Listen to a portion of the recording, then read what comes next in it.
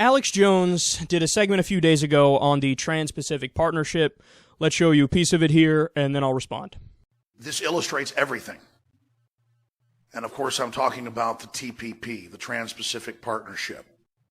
The European Union that is dictatorial was started with the Treaty of Rome back in 1957 as a trade deal. The North American Union was started as NAFTA and GATT as a trade deal. They now admit it's North American integration, global governance under private corporations whose decisions are secret. So corporate boards acting as government, circumventing the elected governments and the people. And now it's completely illustrated for the public and the world to see. The Senate passed fast-track authority to let the president sign on to this treaty and to keep it secret.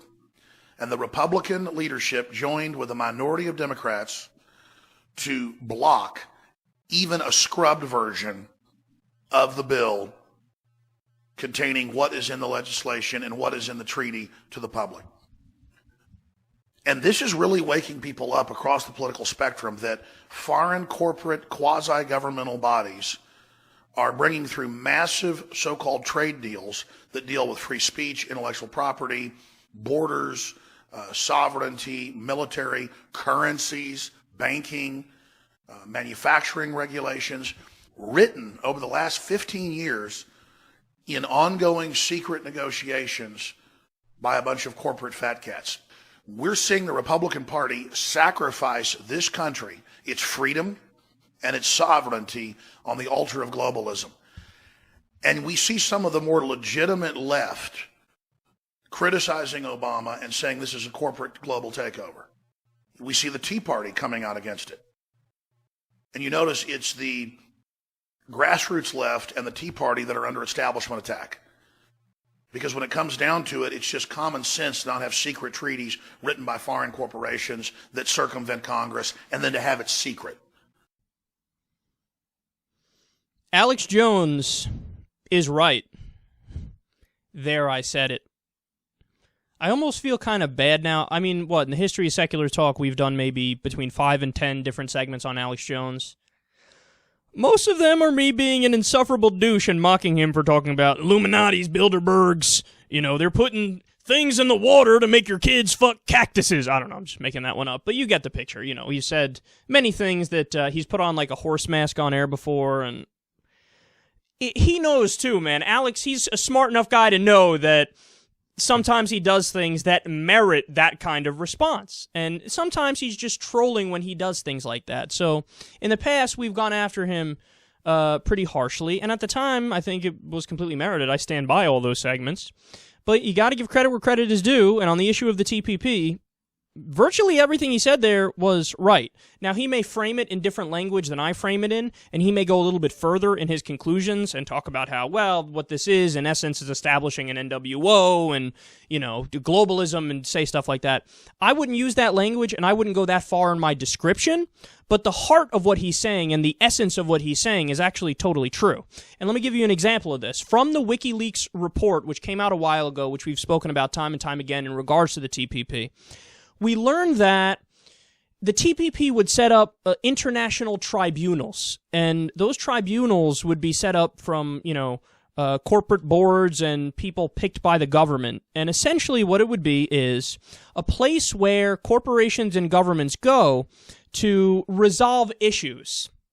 Now, the problem with that is what you're doing by default is you're assuming that corporations, multinational corporations and governments are now equal in power and that they need to go somewhere in order to resolve issues. But wait a second, that blows up the entire paradigm that we've understood for the longest time, since fucking Magna Carta, since, you know, since the development of democracy, since the United States has been around. The classic model is, if the people pass a law, which for example says, hey, you can't put arsenic in our water. Well, it's not like the corporation has the ability to raise their hand and say, I disagree. It doesn't matter if you disagree, bitch, any more than it would matter if Todd down the street says, I'm in favor of putting arsenic in people's water. It's irrelevant peanut gallery go away. The way it works is they passed the law. Now the law is enforced. You can't have fucking arsenic in the water. That's the way it works. But with the TPP, what they do is they say, oh, well, this corporation says they should be allowed to put arsenic in the water and they should be allowed to pollute with carcinogenic chemicals and put that, destroy the environment around them. And, the government says, you're not allowed to do that. Well, let's take it to the International Tribunal to see who's right here. And guess who's going to fucking pick the people on the International Tribunal? And guess who's going to pay the people on the International Tribunal? The corporations who want to get away with polluting. The corporations who want to have no regulation whatsoever and essentially want to have slave labor and want to make people work for as little as possible and make the shittiest products possible to make the most profit.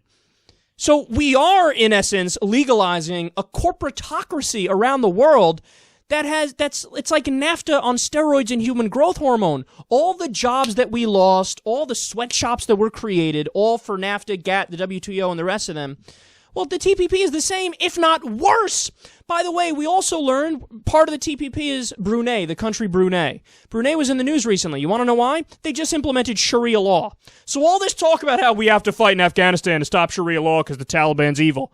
It turns out that we don't give a fuck about Sharia law because we're willing to reward a country that has Sharia law, just implemented it, and bring them in our trade deal. We didn't have to do that, but we did that. Why? Because it's all about the money. We don't give a fuck about the ideology. Malaysia, which tolerates slave labor, there's a trillion articles out about it today.